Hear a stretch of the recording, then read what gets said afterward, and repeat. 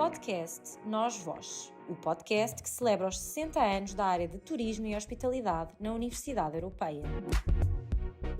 Bom dia e bem-vindos a mais um podcast Nós Vós, o podcast que celebra os 60 anos de ensino em turismo na Universidade Europeia. Hoje temos um convidado muito especial, alguém que se intitula como turismólogo, visionário, consultor, analista, gestor, professor do ensino superior, no fundo, um profissional do turismo que pensa e reflete sobre o turismo desde 1983. Dr. Atílio Forte, muito bem-vindo, muito obrigada. Obrigado, Sofia. É um gosto estar aqui e muito obrigado também por me permitir associar-me aos 60 anos do ensino de turismo da Universidade Europeia, que de facto é algo que devemos celebrar. Muito bem, e é um gosto para nós tê-lo aqui presente. A minha primeira pergunta tem a ver exatamente com a evolução do turismo em Portugal.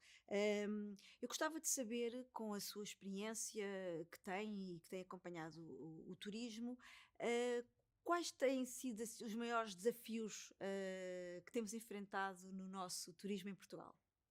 Bom, temos enfrentado inúmeros desafios, mas eu começaria por dizer que, desde logo, tivemos, por um lado, naquilo que diz mais diretamente a respeito à atividade, temos a questão de toda a afirmação da atividade turística, que não é fácil, ainda hoje não é conseguido. O turismo conta muito pouco do ponto de vista político e do ponto de vista da estratégia que o país deve seguir. No entanto, é aquela atividade que continua cada vez mais a carregar literalmente às costas a economia nacional. E agora, até mais recentemente, há aqui epifenómenos ligados a fenómenos como a turistificação e gentrificação e outras situações desse género que levam até que quase o turismo para, felizmente, setores minoritários da sociedade portuguesa seja visto quase como algo de maléfico, algum malefício para o país. Por outro lado, também, e já falei aqui desta componente vital que o turismo representa para a economia nacional, repare, não há atividade económica nenhuma no nosso país que consiga, por um lado, dar-nos a dimensão e a notoriedade a nível internacional. A única grande atividade económica onde nós verdadeiramente somos competitivos à escala global é o turismo, enquanto constelação de setores. Pois, pontualmente, temos um ou outro, infelizmente, que temos. Tomaríamos nós que a nossa economia representasse ou tivesse tido nas outras áreas da atividade económica o mesmo desenvolvimento e crescimento que o turismo. E, por outro lado, também, eu creio que há, para além deste desenvolvimento natural que a atividade tem tido ao longo dos anos, há, sobretudo, algumas questões que ajudaram e permitiram muito ao turismo desenvolver-se e crescer-se. Repare, já que estamos no ano da celebração também do 25 de Abril, desde a conquista da liberdade que permitiu a mobilidade às pessoas e quer para saírem, quer para entrarem no país. Por outro lado, também permite-nos a nossa adesão europeia, ou se quisermos, as adesões europeias, porque desde a CEE à União Europeia, ao Euro, tudo isso depois permitiu a Portugal ter uma infraestruturação e criar condições para que o turismo, a atividade turística se pudesse desenvolver. E, repare, hoje em dia, a conversa é com mais cerejas, mas não há atividade nenhuma que nós queixamos muito da litoralização do país e até do próprio turismo reflete isso, como é óbvio.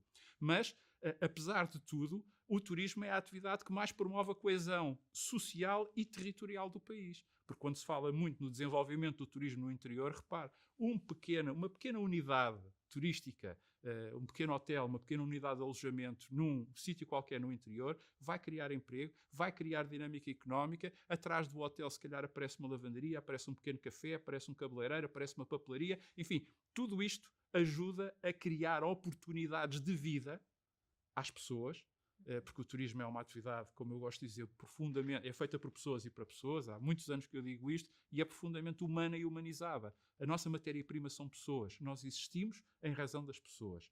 O turista é o centro do nosso universo, nós somos sol, ele é o nosso sol e nós somos girassóis, que andamos sempre em torno dele. E, portanto, repare, o turismo tem contribuído, isto já me desviei da sua pergunta, mas o turismo tem contribuído de forma notável para o desenvolvimento do país e creio eu que irá continuar a ter essa importância estrutural na vida de Portugal. Muito bem.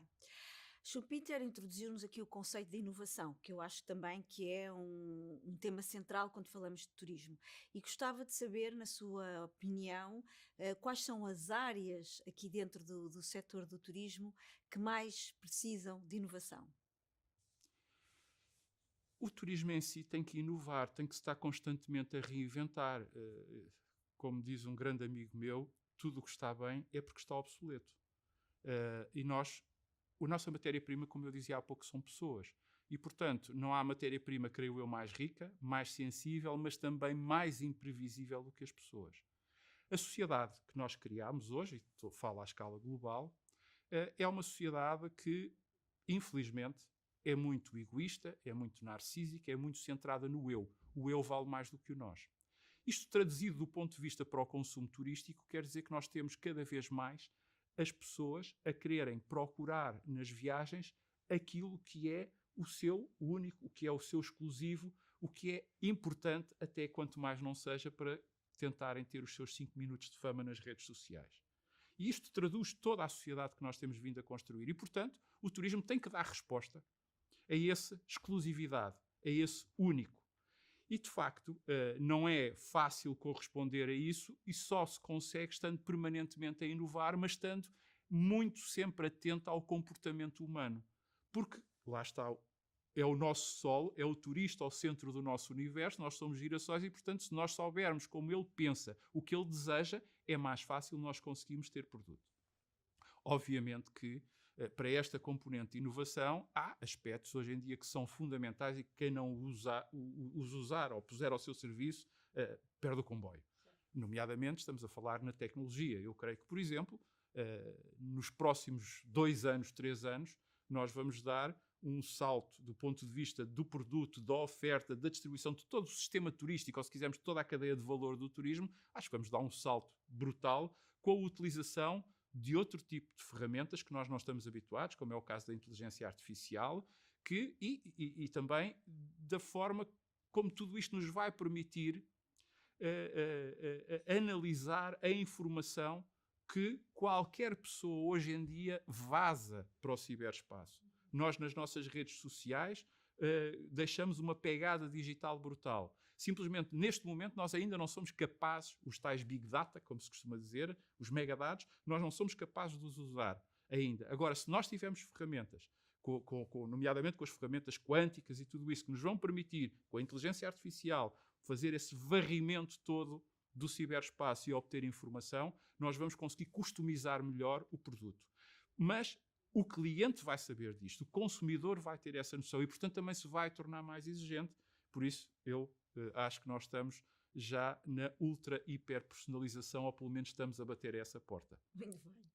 Pegando aqui na questão importante que fala das tecnologias, e de facto é um ponto que não é possível contornar quando falamos de várias atividades económicas e do turismo em concreto, claro, gostava de fazer aqui a ponto com as questões relacionadas com a sustentabilidade, que é também um tema da moda, que todos falamos, com maior ou menor conhecimento, mas é também uma preocupação dos empresários. Eu gostava também de saber, na sua opinião, e aqui podendo usar a bengala das tecnologias, de que forma é que elas conseguem apoiar, como é que nós conseguimos encontrar um equilíbrio mais perfeito entre aqueles 3 grandes pilares da sustentabilidade, que são as questões relacionadas com o ambiente, que é aquela talvez que mais visível, por assim dizer, e as relacionadas com as questões económicas e sociais. Repare uma coisa, hoje em dia, creio eu, e lá está, nós somos uma atividade de pessoas, a matéria-prima são as pessoas, o cliente é o centro do nosso universo e nós, enquanto seres humanos, estamos todos preocupados com as questões ligadas à sustentabilidade nos seus diversos níveis. Nomeadamente a sustentabilidade ecológica e ambiental é uma delas, mas não só, como disse muito bem, a económica, a social e tudo isso. Agora, aquilo que é para mim importante do ponto de vista turístico é que nós, lá está, compreendamos, por um lado, que o turismo só existe se, por um lado, nós tivermos ativos que possamos fruir, ou dar a fruir neste caso. E estamos a falar, sobretudo, nos recursos naturais e histórico-culturais, que são a base da nossa oferta turística. Sem isso não há oferta. E, portanto, aquilo que nós temos é que temos que cuidar temos que tomar ações para cuidar, temos que preservar, não só para podermos continuar a fruir, mas também com o sentido de herança, de deixarmos às gerações futuras. Porquê? Porque senão nós estamos a ser um pouco autofágicos e estamos a cercear as nossas próprias oportunidades e, nomeadamente, a oportunidade do turismo continuar a ser turismo, porque se nós não tivermos nada para fruir, não vamos a lado nenhum. E, portanto, temos que cuidar, e isso tem a ver com todos os aspectos, e tem a ver desde a preservação dos ecossistemas, desde a biodiversidade, às comunidades locais, à criação e ao entendimento dessas comunidades locais da mais-valia que é termos atividade turística.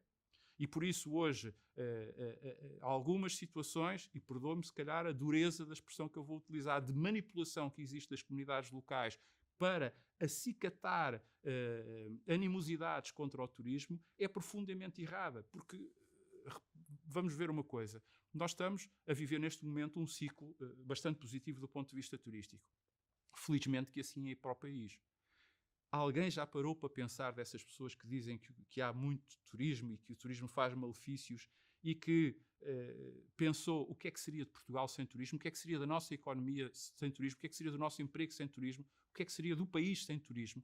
Eu acho que não. Agora, também nós, dentro do próprio turismo, temos que ganhar consciência que nós próprios temos que criar a nossa sustentabilidade.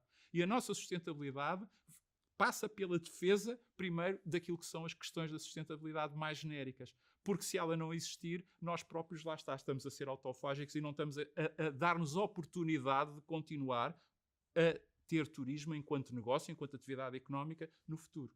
Certo. Muito bem.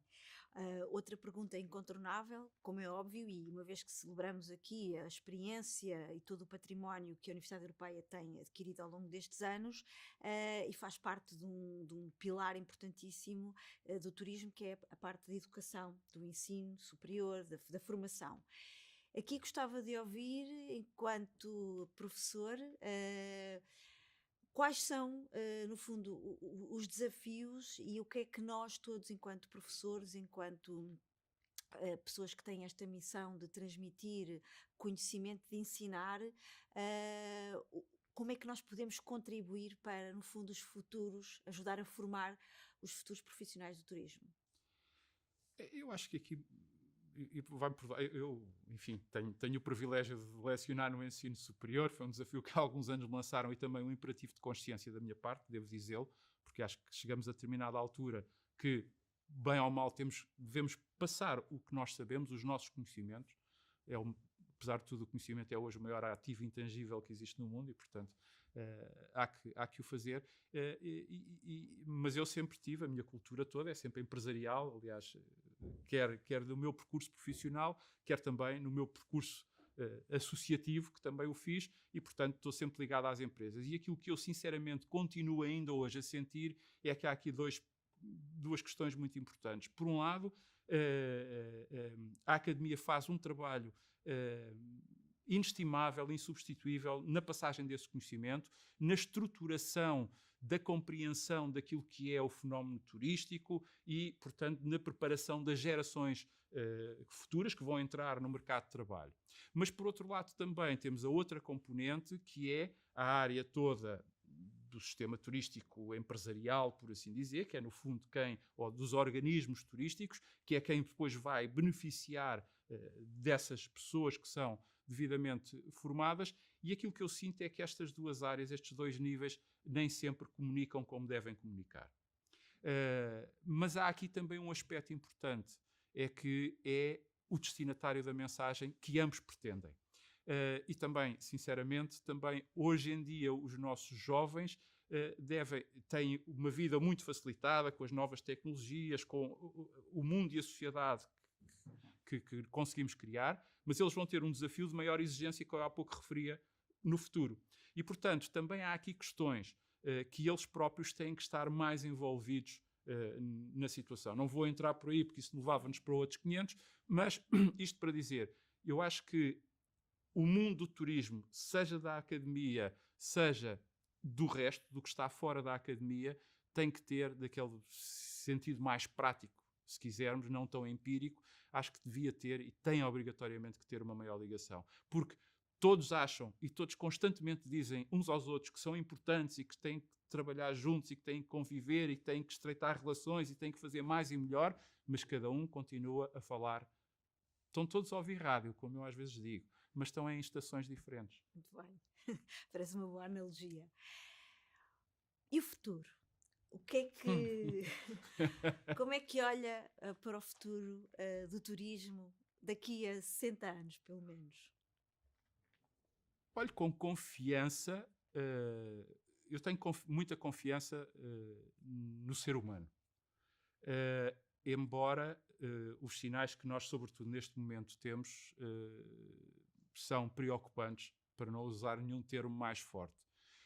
Mas eu, sobretudo, aquilo que eu entendo é que o turismo vai ter enormes transformações, nós vamos ter aqui questões ligadas à tecnologia, mas o aspecto de continuar a ser uma atividade feita por pessoas, para pessoas, eu acho, para não dizer que tenho a certeza que esse se vai manter. A dimensão humana, ou seja, cada vez mais, quem consome e quem vende, quem produz, quem distribui, vão estar focados um no outro. Provavelmente há muitas tarefas, muitas coisas que nós hoje fazemos que vamos deixar de fazer e que isso vai passar por processos de evolução, uns de automatização, outros de fazer diferente, mas a componente, a dimensão humana vai sempre lá estar, porque ninguém compreende melhor o ser humano que o próprio ser humano. Agora, há algumas situações como estas, julgo que a Europa, claramente, que é o primeiro, do ponto de vista continental, é o primeiro destino turístico mundial, vai paulatinamente perdendo, como já se está a verificar, a importância, e nós vamos assistir a um eixo de locação do centro, por assim dizer, do turismo da Europa para a região da Ásia-Pacífico via Médio Oriente. É bom termos essa noção, que são situações que já se estão a verificar e, sinceramente, há aqui um aspecto que vai condicionar muito a evolução do turismo, que tem a ver justamente com as possíveis alterações que nós vamos ter do ponto de vista do clima. E isso vai ditar muito daquilo que vão ser os novos destinos turísticos.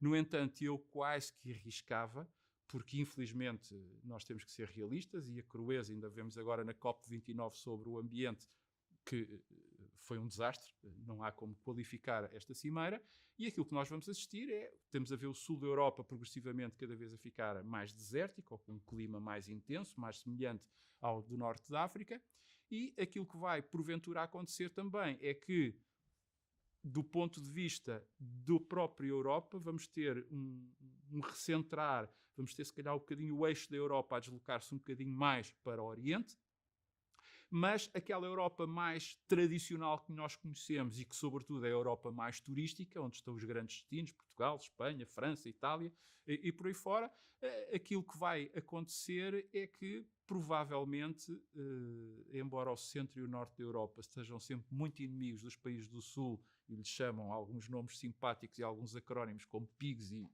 e similares, o facto é que aquilo que eu me arriscaria a dizer é que acho que esta Europa vai ser um pouco, com muitas aspas, não direi um parque de diversões do mundo, mas as grandes raízes civilizacionais, ou pelo menos da civilização ocidental, vão estar aqui e, portanto, se calhar a Europa hoje, enfim, o nosso modelo industrial está a passar por um momento, europeu está a passar por um momento crítico, e não se vislumbra muitas voltas a dar. Os novos modelos que vão aparecer de industrialização da Europa estarão mais para o Oriente, nos países que nós agora dizemos do leste europeu, e, portanto, acho que aqui o turismo a Europa se calhar vai ter uma segunda oportunidade, e aqueles países que hoje em dia não ligam ou são um bocadinho anti-turismo e pressionam muito os do Sul, se calhar vão ter uma opinião diferente daqui a 40 ou 50 anos. Mas, como tudo na vida, isto é projetar o futuro assim, não tendo uma bola de cristal, é pura especulação e é apenas algumas pistas. Um exercício, um exercício. Muito bem. Gostaria de terminar a pedir-lhe para deixar uma mensagem aos jovens, aos alunos todos de Turismo e Hospitalidade. O que é que, se puder escolher, o que é que lhes diria? Olha, eu digo-lhes duas coisas. A primeira é que mantenham a preocupação que eu noto e que têm, e que felizmente têm, e que nem todos da minha geração têm, em garantir a sustentabilidade do planeta. Nós não temos outra casa, provavelmente nas próximas gerações não será possível termos outro sítio para habitar e, portanto, porque ao preservarem o planeta estão a preservar os recursos naturais e histórico-culturais, ou seja, a base daquilo que nós usamos para turismo. Depois, não dou conselhos, porque eles já não têm idade para ter conselhos, mas se me permitem uma sugestão, leiam muito, tenham atenção às ciências sociais e humanas, porque para compreendermos a nossa matéria-prima, que são as pessoas, é bom nós primeiro compreendermos o mundo, compreendermos a nossa herança histórica, cultural, civilizacional, sabermos geografia, e são tudo coisas que às vezes uma pergunta a um motor de busca resolve momentaneamente, mas não nos dá o substrato para depois podermos refletir e elaborar. E como vamos ter cada vez mais informação, é importante termos esse substrato para podermos fazer uma reflexão que, de facto, acabe por servir o propósito que nós pretendemos. Portanto, são estas duas sugestões e isso passa por ler e ver notícias, por saber o que se passa no mundo também. Ou seja, estas duas áreas, uma continuem a ser como são, porque, de facto, fazem uma defesa da sustentabilidade que nós, lamentavelmente, não temos, pelo menos, sabido fazer, a maior parte de nós, e que se dediquem um pouco mais